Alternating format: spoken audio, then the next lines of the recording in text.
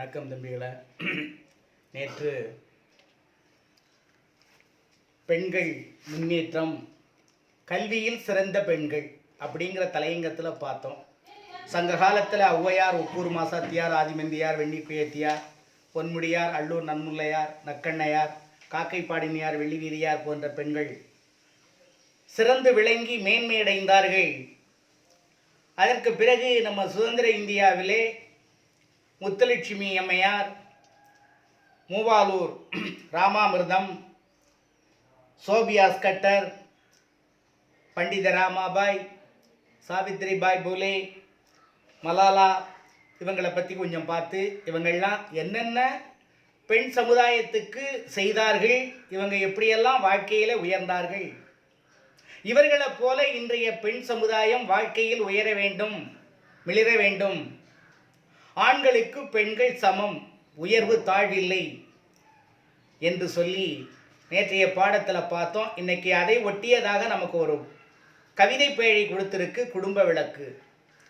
அந்த குடும்ப விளக்கு இதனுடைய ஆசிரியர் பாரதிதாசனார், இயற்பெயர் கனகசுப்புரத்தினம். உனக்கு ஏற்கனவே தெரியும். பாரதியினுடைய கவிதை மீது கொண்ட ஈர்ப்பினாலே தன்னை தாசன் என்று, பாரதிதாசன் என்று தன்னுடைய பெயரை மாற்றிக்கொண்டார். இவர் நிறைய கவிதைகள்லாம் எழுதியிருக்கிறார், கொஞ்சம் நெஞ்சம் இல்லை. பாண்டியன் பரிசு, அழகின் சிரிப்பு, இருண்ட வீடு, குடும்ப விளக்கு, தமிழ் இயக்கம் இவருடைய படைப்புகள் மிக முக்கியமானது. இவர் இயற்றிய கவிதைகள் அனைத்தும் பாவேந்தன், பாரதிதாசன் கவிதைகள் என்று தொகுக்கப்பட்டுள்ளது இவருடைய நூல். அந்த குடும்ப விளக்கு நம்ம பார்க்குற நூல் இன்னைக்கு கற்ற பெண்ணினுடைய குடும்பமே பல்கலைக்கழகமாக மிளிரும் என்பதை இது காட்டுகிறது. குடும்பம் தொடங்கி உலகினை பேணுதல் வரை தன் பணிகளை சிறப்பாக செய்யும் பெண்ணுக்கு கல்வி ரொம்ப முக்கியம், இன்றியமையாதது. கல்வி இல்லைன்னா இன்னைக்கு அது கலர் நிலம் போல உள்ளது. பெண்கள் கலர் நிலம்னா உப்பு நிலத்துக்கு சமம் அப்படின்னு சொல்றார். அந்த குடும்ப விளக்கு 5 பகுதிகளாக பிரிக்கப்பட்டுள்ளது. அதாவது முதல் பகுதி 1942 குடும்ப விளக்கு தொகுதி 1, 44 தொகுதி 2, 1948 தொகுதி 3, 1950 தொகுதி 4, 5 வெளியிடப்பட்டுள்ளது. அவருடைய பிசாந்தையார் நாடக நூலுக்கு சாகித்ய அகாதமி விருது பெற்றது. இன்னைக்கு அவருடைய வாழ்க்கைக்கு பிறகு 1972 தான் அவருடைய முழு உருவச் சிலை திறப்பு பாண்டிய அரசு இன்னைக்கு திறந்து வச்சிருக்கு. போனால் பார்த்து சொல்லலாம். காரைக்கால் பக்கம் போனால் அப்படியே பார்த்துட்டு வாங்க போய். அப்படி அவருடைய நூல்கள் அனைத்துமே சிறப்பு வாய்ந்தது. ஒவ்வொரு நூலும் எண்ணி எண்ணி படிக்கக்கூடிய நூல், சிறப்பான நூல். அதை பற்றி ரொம்ப நேரம் பேசுகிறதுக்கு ஒன்றும் இல்லை, கொஞ்சம் தான் நமக்கு அந்த குடும்ப விளக்கு நூலை பற்றியும் ஆசிரியரை பற்றியும் நம்ம தெரிஞ்சுக்க வேண்டிய விஷயம் அவ்வளவுதான். எல்லாம் எழுதி வச்சுக்கிடுங்க. புதுமை கருத்துக்களை இயம்பும் வகையில் 20ஆம் நூற்றாண்டிலே எழுந்தவையே மறுமலர்ச்சி இலக்கியங்கள். இயற்கையை போற்றுதல், தமிழுணர்ச்சி ஊட்டுதல், பகுத்தறிவை பரப்புதல், பொதுமை பேசுதல், விடுதலைக்கு தூண்டுதல், பெண்கல்வி பெறுதல் போன்ற பாடுபொருள்களிலேயே அந்த 20ஆம் நூற்றாண்டிலேயே கவிதைகள் எல்லாம் படைக்கப்பட்டது. அதில் முக்கியம் பகுத்தறிவு பரப்புதல். எதையும் ஏன், எதற்காக, எப்படி செய்ய வேண்டும் என்று எண்ண வேண்டுமே தவிர மூட கருத்துக்களை நாம் கற்றுக்கொள்ளக்கூடாது என்று தலைவர்கள் எல்லாம் நமக்கு அறிவுரை வழங்கினார்கள். பெண்கள் நிச்சயமாக கல்வி படிக்க வேண்டும், பெண் கல்வியினாலே நாடு உயரும், வீடு உயரும், நாடு உயரும் என்று அறிஞர் பெருமக்களும் புலவர்களும் கூறினார்கள். அப்படிப்பட்ட பாட்டில் தான் நமக்கு பாவேந்தன் பாரதிதாசனுடைய குடும்ப விளக்கு நூல் இன்று கொஞ்சம் வருகிறது. பாட்டை பாருங்க, புத்தகத்தை கையில் வைங்க. கல்வி இல்லாத பெண்கள் கலர் நிலம், அந்நிலத்தில் புல் விளைந்திடலாம், நல்ல புதல்வர்கள் விளைதல் இல்லை. கல்வியை உடைய பெண்கள் திருந்திய கழனி எங்கே, நல்லறிவு உடைய மக்கள் விளைவது நவிலவோதான். அருமையான முதல் கருத்தை சொல்றார். கல்வி இல்லாத பெண்கள் பண்படாத நிலத்தை போன்றவர்கள். கரடு முரடா இருக்கக்கூடிய நிலம், அதில் புல்லு தான் முளைக்குமே தவிர நெல் முளைக்காது, நல்ல பயிர் விளையாது அப்படின்னு சொல்றார். அது உண்மைதான். கலர் நிலம் என்றால் நம்ம அதிராம்பட்டினத்துக்கு பக்கத்தில் இருக்கக்கூடிய உப்பு தண்ணி வந்து போறக்கூடிய நிலம் தான் கலர் நிலம் என்று சொல்றது. அதில் எந்த நாள்லையும் நீ எந்த விளைவையும், கருவேல மரம் மட்டும்தான் வளரும், முள்மர செடி கொடிகள் வளரும், நல்ல மரங்கள் அங்கு வளராது, நல்ல பயிர் விளைவு தராது என்பதுதான் ஆசிரியருடைய கருத்து. அதுக்கும் நமக்கு என்னன்னு சொன்னா, நல்ல புதல்வர்கள் விளைவதில்லை கல்வியை உடைய பெண்கள் திருந்திய கழனி எங்கே அப்படின்னு சொல்லிடுறார். அடுத்தது, கல்வி அறிவில்லாத பெண்கள் வாயிலாக அவங்க பெற்றெடுக்கக்கூடிய குழந்தை மக்கள் எத்தனை பேரும் நல்ல குழந்தைகளாக இருக்க மாட்டார்கள். கல்வி அறிவு உடைய பெண்கள் பெறக்கூடிய பிள்ளைகள் மட்டுமே, அவர்கள் வளர்க்கக்கூடிய பிள்ளைகள் மட்டுமே, அந்த குடும்பத்தில் இருக்கக்கூடிய பிள்ளைகள் மட்டுமே சிறந்த பிள்ளைகளாக இருக்கும், நல்ல பிள்ளைகளாக இருக்கும். அறிவுடைய மக்கள் அங்கே உருவாக மாட்டார்கள். களர் நிலத்திலே நல்ல பயிர் விளையாததை போல கல்வி அறிவு இல்லாத பெண்களால் பெறக்கூடிய மக்கள், அவர்கள் வளர்க்கக்கூடிய குழந்தைகள் அங்கே அறிவுடைய குழந்தைகளாக இருக்க மாட்டார்கள். கல்வியை கற்ற பெண்கள் பண்பட்ட நன்சை நிலத்தை போல சொல்றார். திருந்திய கழனி எங்கே நல்லறிவு உடைய மக்கள் விளைவது நவிலவோவன் சொல்லிட்டார். கழனி, திருந்திய கழனி எங்கே அப்படின்னு சொல்றார். நன்றாக பயிர் செய்யக்கூடிய கழனி நிலம், நன்சை நிலத்தினை போன்றவர்கள் படித்த பெண்கள். அந்த பெண்கள் மூலம் சிறந்த அறிவுடைய மக்கள் உருவாகுவார்கள். அப்ப ரெண்டு கருத்து உனக்கு இதுல.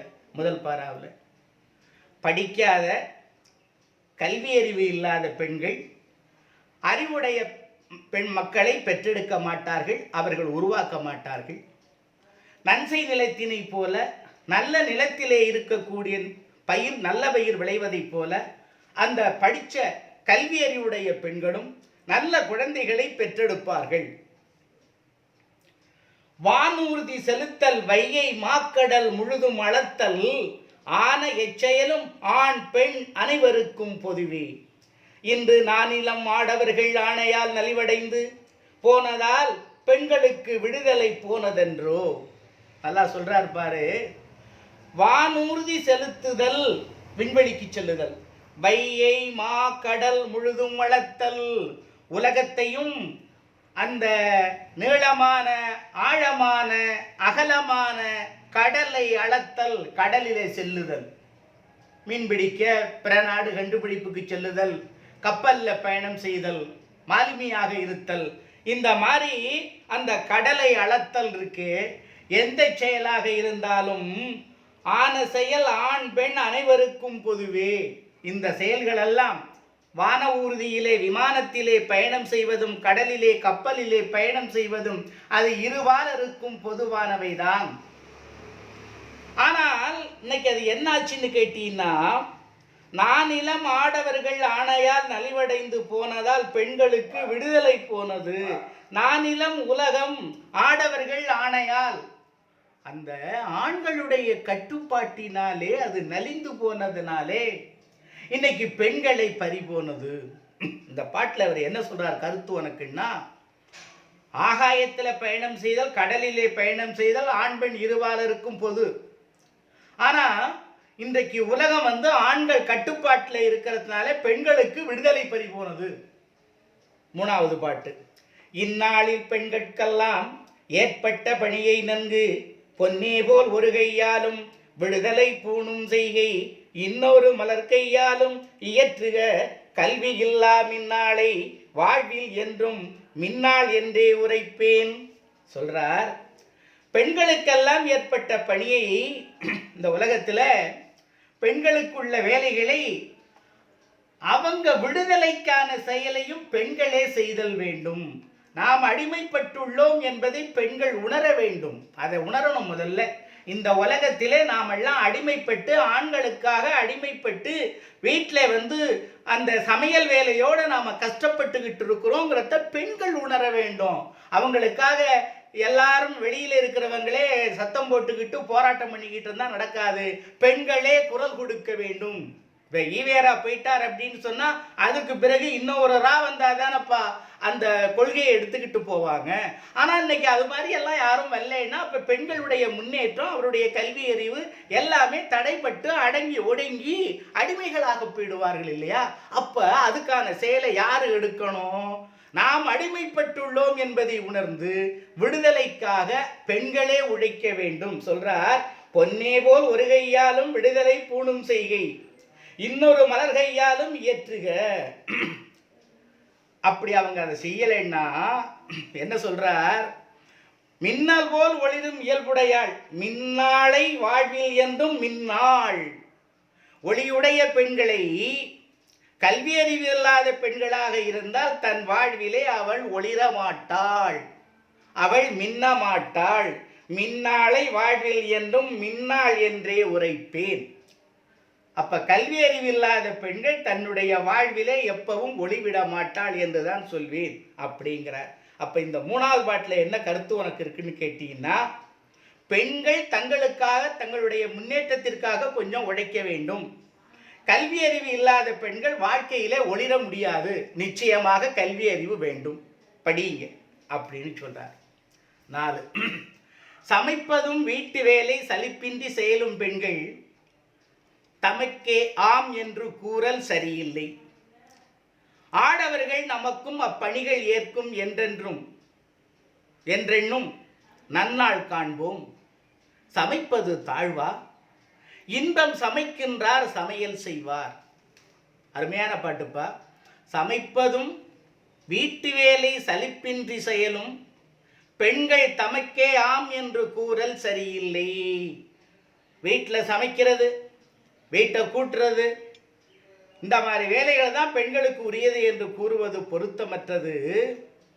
இந்த வேலைகள் எல்லாம் நமக்கும் அப்பணிகள் ஏற்கும் என்று எண்ணும் நன்னாள் காண்போம்.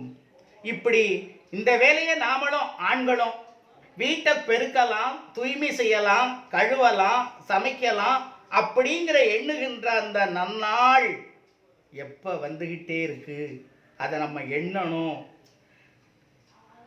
அப்ப சமைப்பது தாழ்வா, இன்பம் சமைக்கின்றார் சமையலை செய்வார்.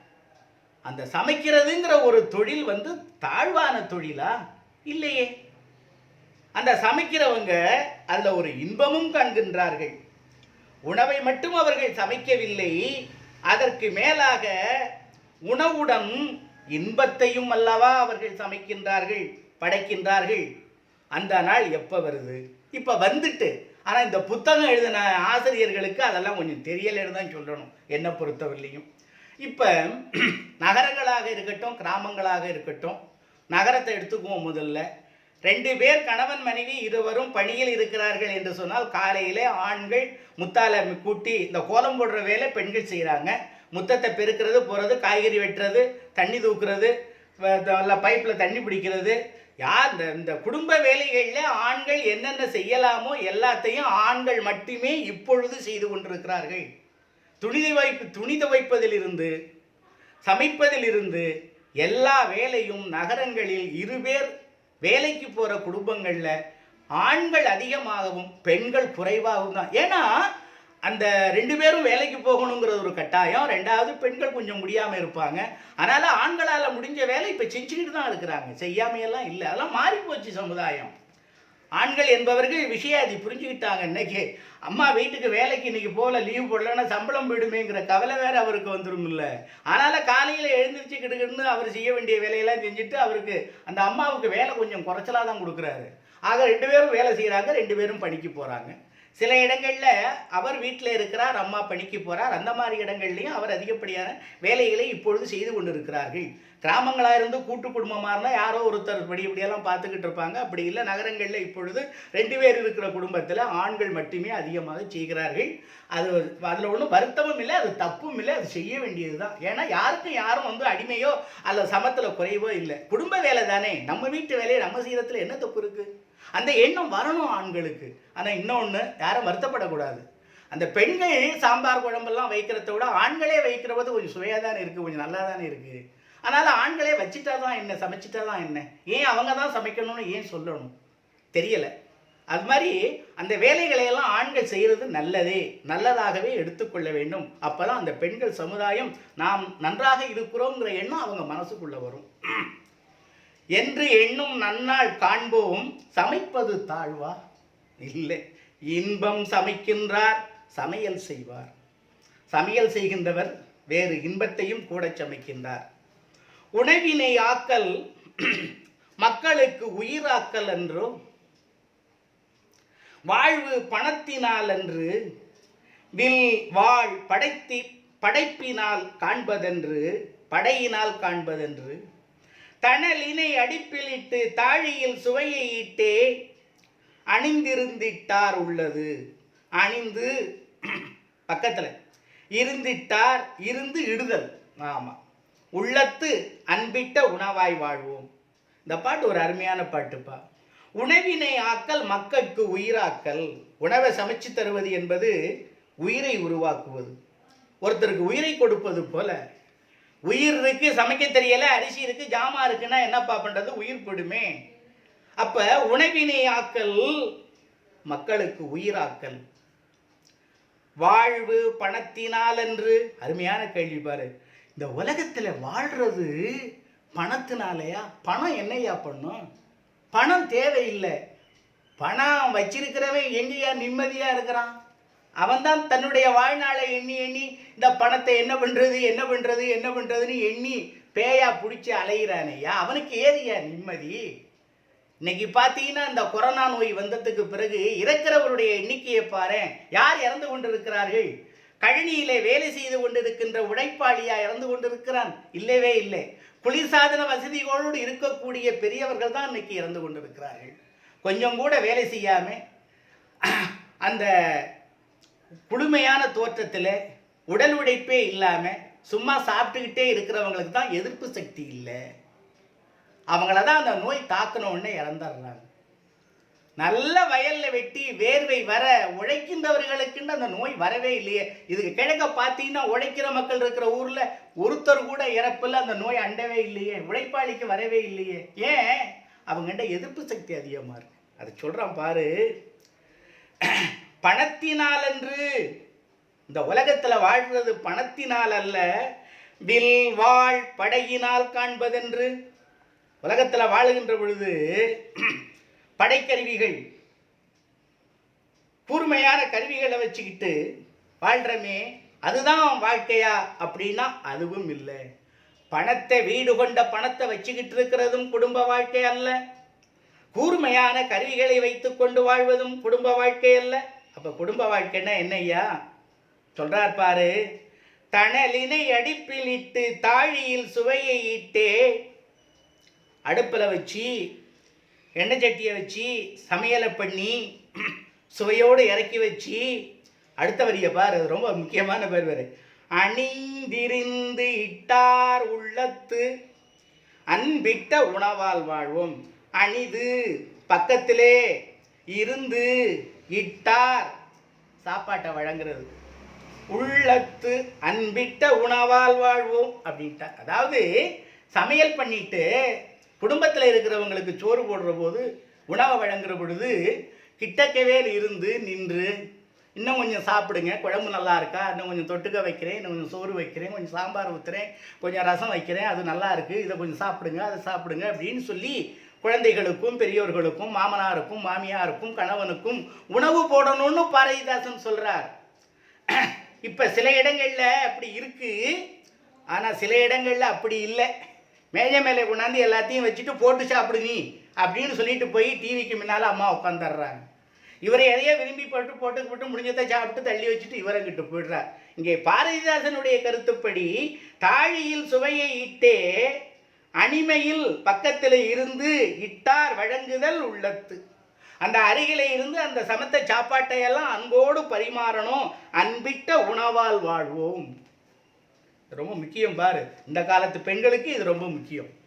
சமைச்சிட்டா அந்த வீட்டில் இருக்கிற மாமன் மாமனார் கணவன் கொண்டனார் மற்றும் உள்ள குழந்தைகள் எல்லாருக்கும் பக்கத்திலேயே இருந்து யாராருக்கு என்னென்ன பிடிக்கும், யாராருக்கு எது நல்லா சாப்பிடுவாங்க, யாராருக்கு எது வேண்டாத பொருள் அதையெல்லாம் கொடுக்காம வேண்டியவங்களுக்கு விருப்பப்படுற பதார்த்தங்களே வேண்டிய அளவுக்கு கொஞ்சம் கொஞ்சமாக திங்க பக்கத்திலேயே இருந்து வச்சு அவங்க வயிறார சாப்பிட்டு எழும்புறத்தை பார்த்து நம்ம ரசிச்சுக்கிட்டு இருக்கணும் அப்படின்னு தான் சொல்கிறார். அணிந்திருந்து இட்டார் உள்ளத்து அன்பிட்ட உணவார் அப்படிங்கிற. அது கொஞ்சம் கொஞ்சமாக மறைஞ்சிக்கிட்டு வருது. அதான் திரும்ப திரும்ப சொல்கிறேன், அது மறையப்படாது, அது கொஞ்சம் நிலைச்சிருக்கணும். சமைப்பது பெண்களுக்கு தவிர்க்க ஒண்ணா கடமை என்றும் சமைத்திடும் தொழிலோ நல்ல தாய்மாருக்கே தக்கதென்றும் தமிழ் திருநாடு தன்னில் இருக்குமோர் சட்டம் தன்னை இமை போதில் நீக்க வேண்டில் பெண் கல்வி வேண்டும். பெண்களுக்கு கல்வி வேண்டும். எப்ப வேண்டும்னு சொல்றார் பாரு. சமைக்கும் பணி பெண்களுக்கு தவிர்க்க முடியாத கடமை என்று, அந்த பணி நல்ல தாய்மார்களுக்கே உரியது என்று தமிழ் திருநாட்டில் சொல்லுகிறார்கள். சமைப்பது பெண்களுக்கு தவிர்க்க முடியாத கடமை. இது சமைச்சே ஆகணும், கட்டாயமா சோறு போட்டே ஆகணும் அப்படிங்கிற கடமை என்றும், சமைத்திடும் தொழிலோ அப்படிப்பட்ட தொழிலா அந்த சமைக்கிற தொழில் நல்ல தாய்மாருக்கே தக்கது என்றும் தமிழ் திருநாடு தன்னில் இருக்குமோர் சட்டம். தமிழ்நாட்டில் இப்படி ஒரு சட்டம் இருக்கு. பெண்ணுன்னு பிறந்தா கணவனுக்கு மற்றவங்களுக்கெல்லாம் அடங்கி உடங்கி வீட்டுக்குள்ளேயே இருந்து வெளியில போகாம 3 வேளையும் சமைச்சு போடணுங்கிற சட்டம் தமிழ்நாட்டில் இருக்கிற வழக்கத்தினை நாம மாத்தணும்னா, இதை இல்லாம பண்ணணும்னா என்ன சொல்லணுங்கிறாரு. இருக்குமோர் சட்டம் தன்னை இமைப்போதில் நீக்க வேண்டில் பெண் கல்வி வேண்டும் யாண்டும். கண்டிப்பா பெண்கள் அத்தனை பேருக்கும் கல்வி வேண்டும். கல்வி படிச்சாதான் இந்த வீட்டில் இருந்து சமைச்சு போடுற வேலை மட்டுமே என் வேலை உன் வேலைன்னு சொல்ற ஆண்களுடைய அடாவடித்தனம் குறையும். அவங்க படிச்சுட்டு அவங்க வேலைக்கு போகணும். வேலைக்கே போகலைன்னாலும் அறிவோடு இருக்கணும். அறிவில்லாமல் இருந்து என்ன பண்ணுறது? ஒரு காலத்தில் ரொம்ப படிக்காததுனால தான் பெண்கள் இனம் ரொம்ப கஷ்டப்பட்டுருக்கு. அது இந்த 19ஆம் நூற்றாண்டில் தேவலாம் 20ஆம் நூற்றாண்டில் ரொம்ப 50% மேலே அது மாறி போச்சு. இல்லை 80% மேலேயே அது மாறி போச்சு. இப்போ எல்லாரும் படிக்கிறாங்க. இந்த கொடுமைகளெல்லாம் சத்தியமாக நாட்டில் இல்லவே இல்லை. ஆண்களும் வேலை செய்கின்றார்கள், பெண்களும் வேலை செய்கின்றார்கள், இருவரும் வேலைக்கு போகிறாங்க. பல குடும்பங்களில் ஒற்றுமையாக இருக்கிறாங்க. எங்கேயோ 1-2 அப்படி இப்படி இருக்கு. அதெல்லாம் நம்ம கண்டுக்கணும்னு சொல்லணும்னு தேவையில்லை. அதுவும் திருந்தணும்னா படிக்கணும். படிக்கிற பொழுது ஒழுங்காக படிக்கணும். படிக்க வேண்டியதை படிக்கணும். நல்ல பள்ளிக்கூடத்தில் படிக்கணும். படித்தா மட்டும் போதாது, அது நல்ல பள்ளிக்கூடத்துலையும் படிக்கணும். நல்ல அறிவுரைகள் கூறக்கூடிய சிறந்த பள்ளிகளில் சென்று படிக்கணும். அப்போதான் அந்த படிப்பு பிற்காலத்தில் நம்முடைய வாழ்க்கைக்கு பயன்படும். ஆகவே என்ன சொல்லிட்டாரு, கண் இமைக்கும் நேரத்தில் நீக்க வேண்டுமாயின் இந்த சட்டத்தை, அடாவடி சட்டத்தை, தமிழ்நாட்டில் இருக்கிற பெண்கள் அடங்கி இருக்க வேண்டும் அப்படிங்கிற சட்டத்தை நீக்க வேண்டுமாயின் இமைப்பொழுதில் நீக்க வேண்டியில் பெண் கல்வி வேண்டும் யாண்டும். இந்த பெண்களுக்கு கல்வி வேண்டும். கண்டிப்பாக பெண்களுக்கு கல்வி வேண்டும் அப்படின்னு சொல்லிடுறார். இப்போ பாரதிதாசன் என்ன இந்த பாட்டில் சொல்லி இருக்கிறார்னா, அறிவுடைய மக்களை பெற வேண்டும். பெண்கள் கல்வி கற்பது நிச்சயம் அவசியம் வேண்டும். கல்வி அறிவில்லாத பெண்கள் களர் நிலம், உப்பு நிலத்துக்கு சமம். பண்படாத நிலம், அங்கே புல் விளையலாம். அறிவில்லாத மக்கள் தான் நிச்சயமாக தோன்றுவாங்க. அறிவுள்ள மக்கள் தோன்ற மாட்டாங்க. அப்போ அறிவுள்ள மக்கள் தோன்றணும்னா பெண் படிக்கணும். அதுதான் கழனி நிலம். அங்கே தான் நல்ல மக்கள் தோன்றுவார்கள், நெல் விளைவதைப் போல. ஆண் பெண் வேறுபாடின்றி எல்லா வேலைகளும் சரிநிகராக செய்ய வேண்டும். ஆண்கள் கல்வி அறிவு உடையவராகி உலகை அவர்கள் கட்டுப்பாட்டில் வைத்திருப்பதால் உலகம் நலிந்து விட்டது. பெண்கள் அடிமையாகிவிட்டார்கள். பெண் இயற்கையிலேயே ஒளி பொருந்திய மின்னலை போன்றவளாக தான் இருக்கிறாள். கல்வி அறிவு பெறாததினாலே ஒளி குறைந்து காணப்படுகின்றாள். கல்வி அறிவு பெற்றால்தான் அவள் மீண்டும் ஒளிருவாள். ஆகவே பெண்கள் படிக்க வேண்டும். படித்தால்தான் ஒளிர முடியும். படிக்கவில்லை என்றால் ஒளியுடைய பெண்களாக இருக்க முடியாது. இன்று சமையல் செய்வதும் வீட்டு வேலைகள் செய்வதும் பெண்களுக்குரிய வேலை என்று ஆண்கள் கூறிக்கொண்டு இருக்கின்றார்களே சில இடங்கள்ல, சில வீடுகளில். இது சரி என்று இவற்றை ஆண்களும் பகிர்ந்து செய்யும் நாள் விரைவில் வர வேண்டும். சமையல் என்பது உணவை மட்டும் சமைப்பதல்ல, அது உயிரை காப்பதற்கும் உதவுவது. வாழ்க்கை என்பது பணம், வீரம், அதை அடிப்படையாக கொண்டது வாழ்க்கை இல்லை. அன்புடனே ஆண் பெண் சேர்ந்து சமைத்து, ஒரு பெண்ணானவள் சமைக்கின்றவர்கள் அந்த குடும்பத்திலே அருகிலே நின்று யார் யாருக்கு என்னென்ன வேண்டுமோ என்று சுவைத்து சுவைத்து அவர்கள் சாப்பிட சாப்பிட தேவையானவற்றை எல்லாம் கொடுத்து கொண்டு அருகில் இருக்கின்றார்களோ அந்த குடும்ப பெண் வேண்டும். அந்த குடும்ப பெண் படிச்சாதான் வரும். படிக்கணும். சமைக்கும் பணி பெண்களுக்கு உரியது என்று தவிர்க்க இயலாதது என்ற நிலை கண்ணிமைக்கும் நேரத்தில் மாற வேண்டுமேயானால் பெண்கள் கல்வியை கண்டிப்பாக படிக்க வேண்டும். படித்தாதான் இந்த நிலை மாறும். தம்பி, இந்த பாடத்தை இதோடு நான் முடிச்சுக்கிறேன். இதில் இருக்கக்கூடிய இந்த பகுபத உறுப்பிலக்கணங்கள், இலக்கண குறிப்புகள் நாளைக்கு அடுத்த பாடத்தில் தொடரும். நீங்கள் உரைநடையை என்ன பண்ணுறீங்க, ஒரு வரி விடாமல் மேலேருந்து கீழேருந்து படிக்கிறீங்க செய்யுளை குடும்ப விளக்க. நல்லா பாடலை படிச்சுட்டு அதுக்கு பொருளையும் படிக்கிறீங்க. பொருள் புத்தகத்திலேயே இருக்குது, இதுக்கு தனியாக ஒரு கைடெல்லாம் தேவையில்லை. உங்களுக்கு பக்கத்தில் இருக்கிற கைடை படிச்சுட்டு அது புரியலைன்னா நான் சொல்கிறேன் உங்களுக்கு. முதல்ல படித்து பாருங்க.